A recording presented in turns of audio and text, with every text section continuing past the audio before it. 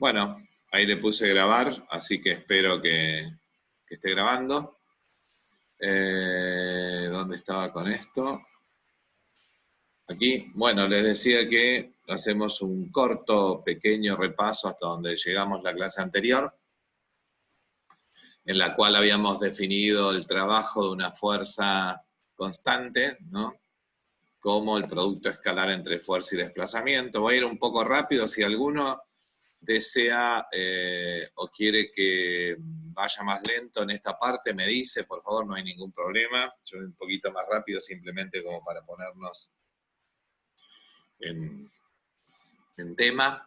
Entonces ahí ya habíamos dicho que como el trabajo es una magnitud escalar, entonces el resultado de esa operación producto escalar tiene que ver con que al ser un número real, su resultado acompañado de la unidad de medida correspondiente podía ser positivo, negativo o podía ser nulo. Y que la unidad en que medimos el trabajo es el joule. ¿Ves? Ahí puse newton por metro, pero me falta poner la palabra... Ah, no, está, joule igual a newton. Me faltó ponerlo en palabras, la J que significa joule, ¿no? Entonces, bueno, dicho eso,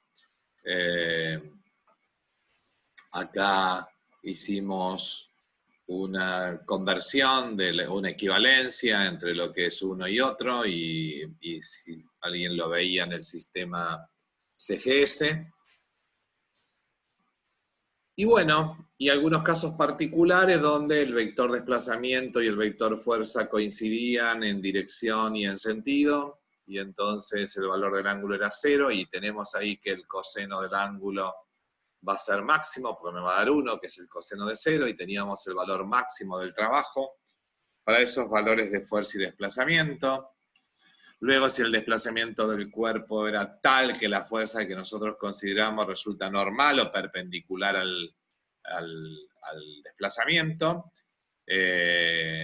y ahí les había comentado la fuerza centrípeta del movimiento circular es perpendicular al desplazamiento, pero puede ser otra, como por ejemplo tenemos ahí, fíjense, una fuerza F amarilla que apunta para arriba y el desplazamiento hacia la derecha, que traducido en otras palabras, esa fuerza F puede ser la normal, ¿no? O sea, el trabajo a la normal sería 0, porque el ángulo que forma la normal con el vector desplazamiento es 90, y el coseno de 90 vale 0.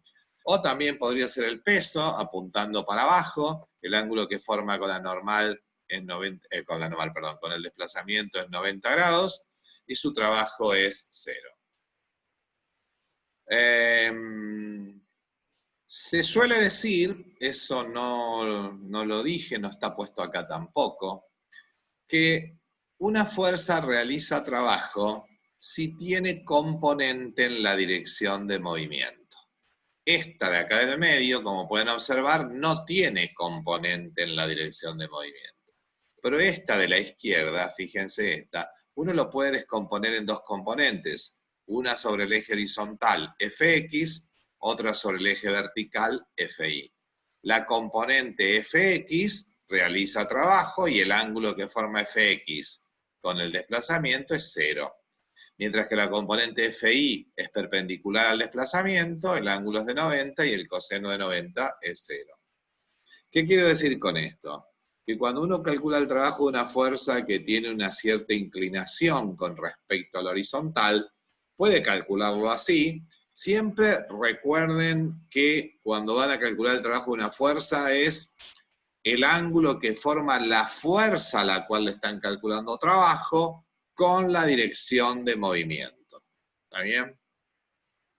Entonces, yo si este ángulo es teta, como está indicado ahí, puedo calcular el trabajo de F así. Pero también puedo descomponer previamente F en dos componentes. La componente horizontal sería F coseno del ángulo. La componente vertical sería F seno del ángulo. Entonces, cuando voy a calcular el trabajo de F, lo puedo hacer como el trabajo de la Fi más el trabajo de la Fx. el trabajo de la FI es 0 porque es perpendicular al desplazamiento, y el trabajo de la FX va a ser FX por el desplazamiento por el coseno de 0, ¿no? Porque FX con el desplazamiento forma un ángulo de 0 grados.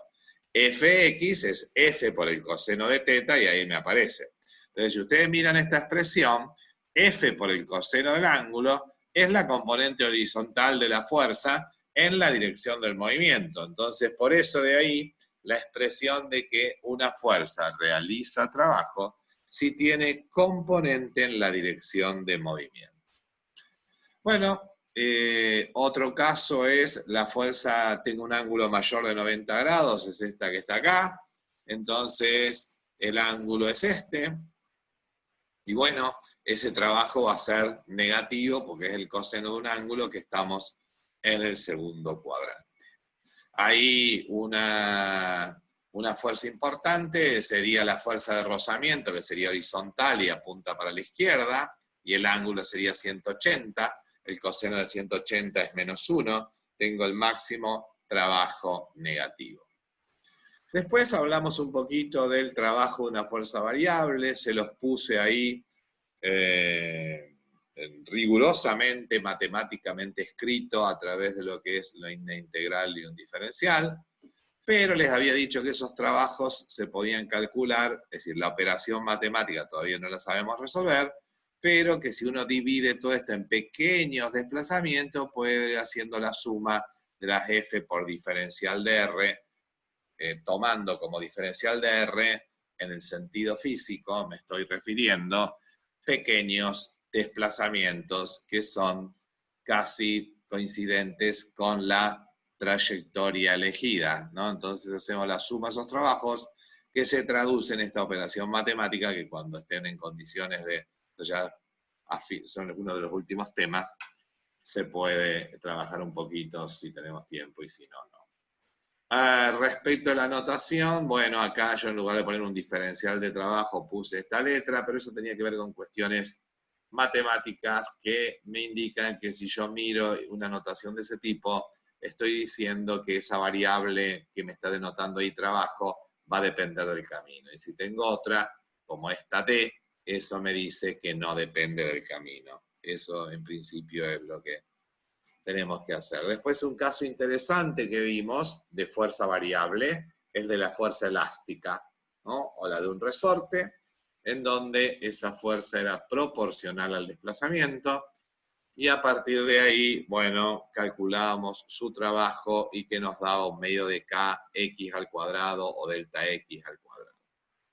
Dicho eso, trabajamos luego con la superposición de varias fuerzas y dijimos que si tenemos muchas fuerzas actuando sobre un cuerpo, o varias, no necesariamente muchas, más de una, el trabajo total lo podemos calcular como la suma de los trabajos individuales de cada una de las fuerzas actuantes. Por otro lado, también demostramos el teorema del trabajo y de la energía cinética, habiendo llegado a la conclusión de que el trabajo total o trabajo resultante era igual a la variación de energía cinética, al delta energía cinética, que la energía cinética en cada instante la podemos calcular con la expresión esa, un medio de m por b cuadrado, ¿sí? Eso es la energía cinética. Y ese significado de la energía cinética tenía que ver con que decimos que un objeto, un cuerpo, una partícula, en realidad estamos con partícula trabajando ahora, tiene energía cinética si se mueve, es decir, si tiene velocidad y obviamente si tiene masa. Y bueno, ¿cómo interpretábamos esta relación entre el trabajo y la energía cinética? Es que si hay una fuerza externa que produce trabajo, ese trabajo genera trabajo, ese trabajo hace que la partícula o el objeto aumente su velocidad, disminuya su velocidad, se frene, adelante, es decir, acelere, perdón. Así que bueno, es eso. Y como la energía es igual al trabajo, esa energía se mide en unidad de energía, es decir, o unidad de trabajo, es decir, en joules. Bien, ya saben que, como les dije antes, y para los que están entrando ahora, me pueden parar cuando quieran, ¿no? Estoy repasando esto, donde, bueno, acá nuevamente hago hincapié que la energía cinética en cada instante es un medio de mv². Después hablamos de fuerzas conservativas y no conservativas, a través de un ejemplo de tiro vertical. Y bueno, y dimos ejemplos de fuerzas conservativas. Entre las fuerzas conservativas teníamos la fuerza peso y la fuerza elástica o la fuerza del resorte, y las fuerzas no conservativas era la fuerza de rozamiento, que es la única no conservativa con la que nosotros vamos a trabajar. Entonces, hicimos ese cálculo, ¿no? Y además les había presentado un problema resuelto que como no se lo subí no lo pudieron ver, pero les prometo sí o sí que hoy lo subo, o mañana más tardar, y había una serie de preguntas para responder, pero bueno, ahí habíamos quedado. Esto le vamos a poner un día y hora para entregarlos, para subirlos, que puede ser la semana que viene, al jueves que viene, digamos, al miércoles que viene, la actividad, para que vayan trabajándolo. Son unos pocos problemas y preguntas, pero bueno, que es un poco reforzar lo que estamos viendo. Obviamente que lo pueden hacer a libro abierto, eso no hay ningún inconveniente. Yo no les voy a estar poniendo alguna otra cosa. Entonces, vamos ahora a definir, cosa que no hicimos el otro día, energía potencial. Volvamos a analizar el caso, a ver, vamos para atrás. Cuando analizamos las fuerzas conservativas y no conservativas, vamos a volver a trabajar esto un poquito para poder engancharlo con lo que quiero decir ahora. En ese momento dijimos, bueno, vamos a repasar el tiro vertical de un proyectil en el vacío, en el cual, cuando proyectamos ese proyectil en el vacío, lo disparamos verticalmente, inicialmente, con una velocidad inicial, v sub 0. Si es disparado inicialmente con una velocidad inicial v sub 0, entonces uno puede decir que sale disparado con una energía cinética inicial, que la podemos calcular como un medio de mv0². ¿Estamos hasta ahí? Vuelvo a repetir. Si me apuro, si hay algo que no se entiende, volvemos para atrás, los repetimos las veces que sea necesario. Sabemos que a medida que va subiendo, la velocidad va disminuyendo, y cuando llega a la altura máxima, eso ustedes ya lo saben muy bien, la velocidad es 0. Y entonces, si uno quiere calcular la energía cinética en la altura máxima, obviamente va a ser un medio de m por la velocidad que va a tener en la altura máxima al cuadrado. Como la velocidad es 0, no va a tener energía cinética final, ahí arriba. Entonces uno dice, ¿qué pasó con esa energía? Tenía al principio, a medida que va subiendo, la velocidad va disminuyendo. Entonces uno puede decir, bueno, si va disminuyendo, eso quiere decir que la energía cinética va disminuyendo, hasta que hace 0. Hasta que se hace 0. ¿Y qué pasó? ¿Desapareció? ¿Dónde está? ¿Cómo es esto?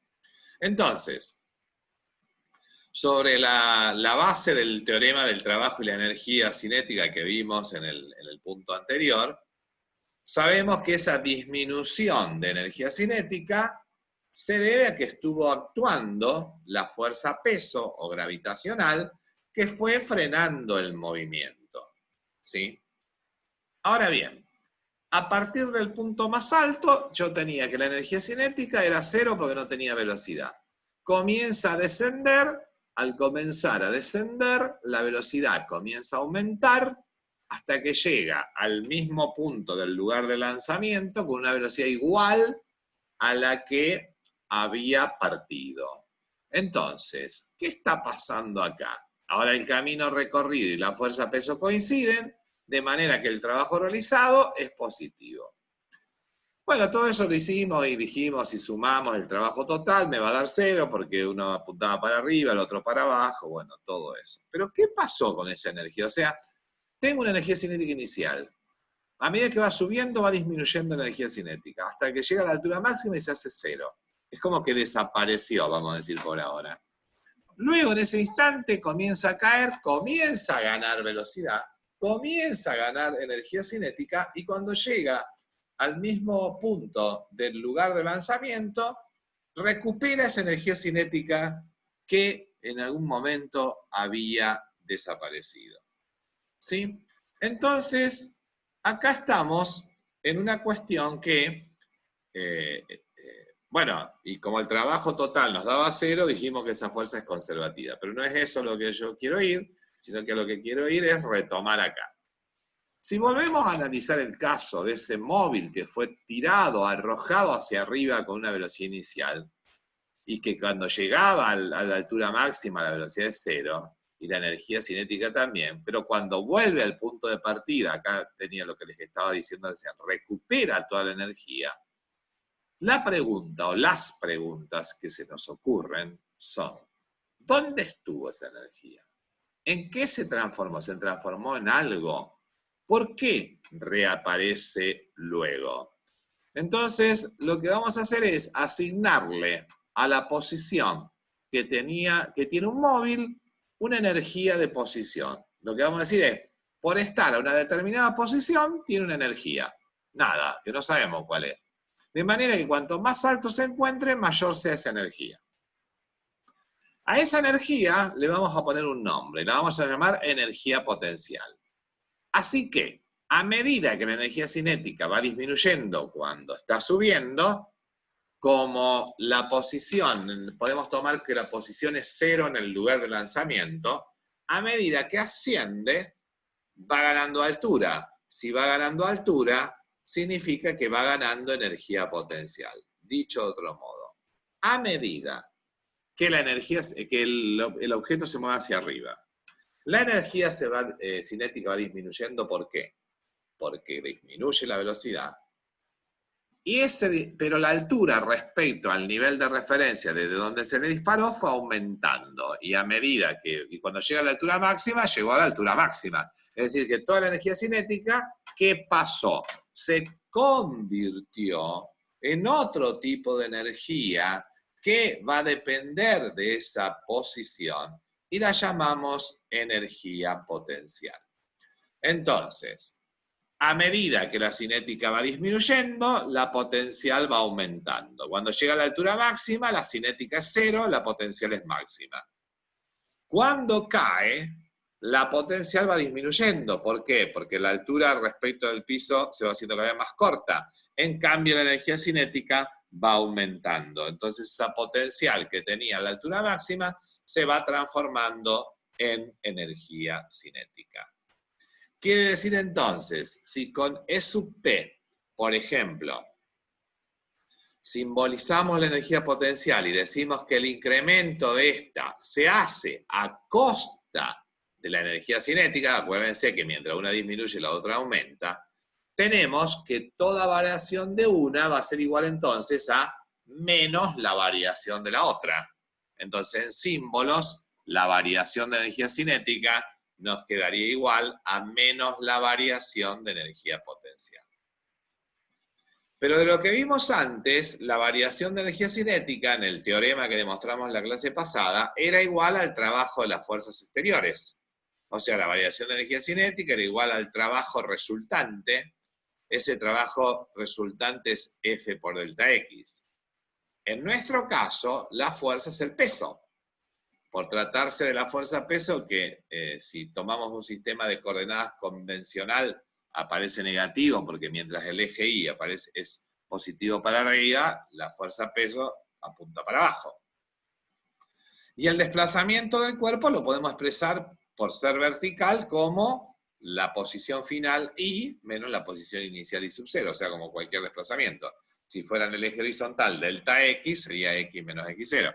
Acá como se mueve en el eje Y, le ponemos Y menos Y sub 0. Donde Y indica la altura máxima alcanzada por el móvil. E I sub 0, la posición de partida. Entonces, volvemos acá. Si vimos en ese ejemplo, se ve claramente que una energía decrece a costa de que la otra aumenta. Bueno, entonces esto es menos el trabajo, sería la delta energía potencial, y la expresamos a esa energía potencial como mg por I menos I sub 0. mg I menos I sub 0 o H menos H0, como le quieran poner. Entonces, podemos asignar una energía potencial a cada posición, ya que si la variación de energía potencial es la energía potencial final menos la energía potencial inicial, bueno, me queda ahí mg por I menos I0, mgi menos mi0. De donde lo que digo es, la energía potencial va a depender de quién, de la posición. Bueno, la masa G y la posición. Es decir, según la posición a la que se encuentre el objeto o la partícula respecto de alguna posición que nosotros la tomamos como una posición de referencia, donde le asignamos al I el valor 0, que puede ser el suelo, puede ser el lugar de disparo de la pelotita o del proyectil, bueno, esa es una referencia, de ahí para arriba las I's o las H son positivas, de ahí para abajo las I's o las H son negativas. Entonces, el valor de la energía potencial gravitatoria aparece vinculado siempre a un sistema de referencia.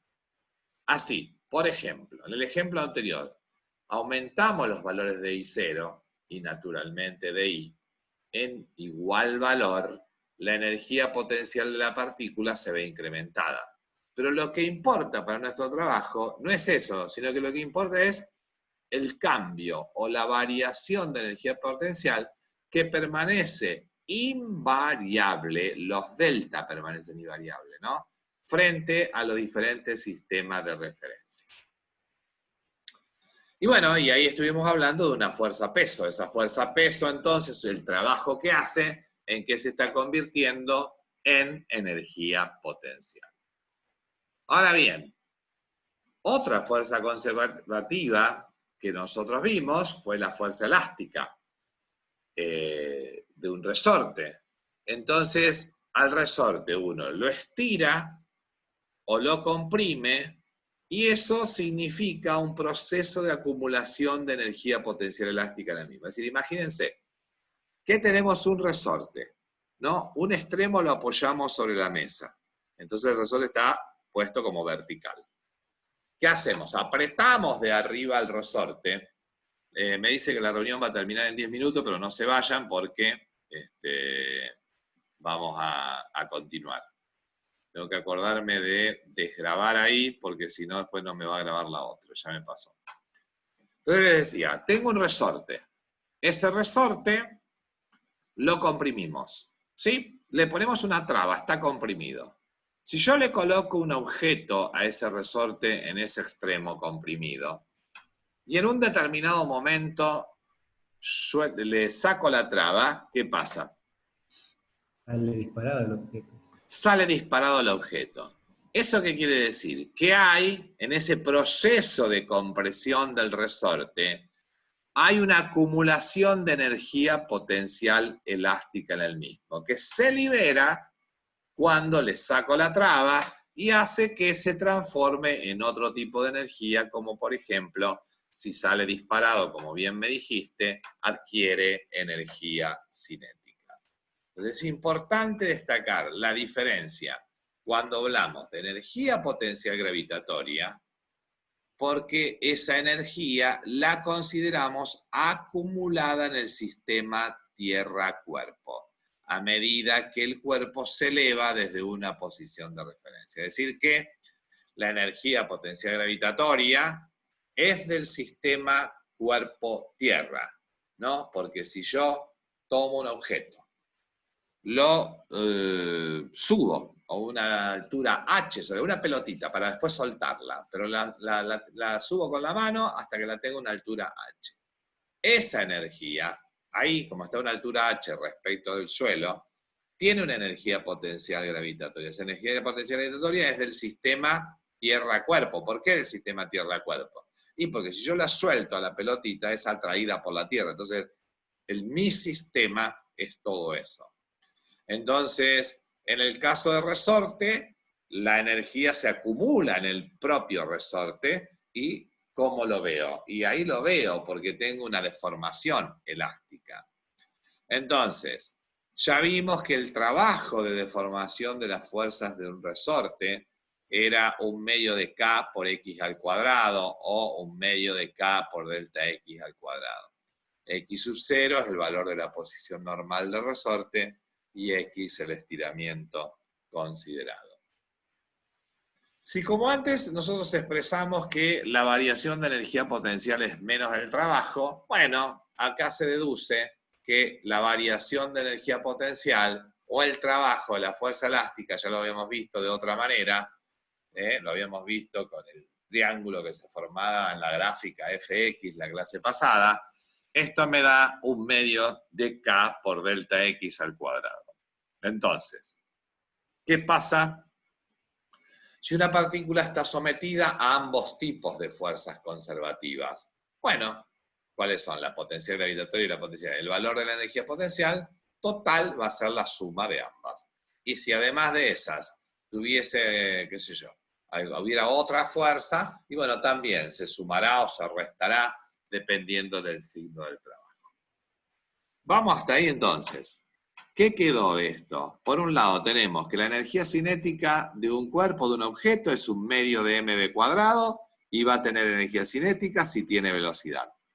Por el otro lado, si está a una cierta altura respecto de un nivel de referencia, tendrá o adquirirá lo que se dice una energía potencial gravitatoria.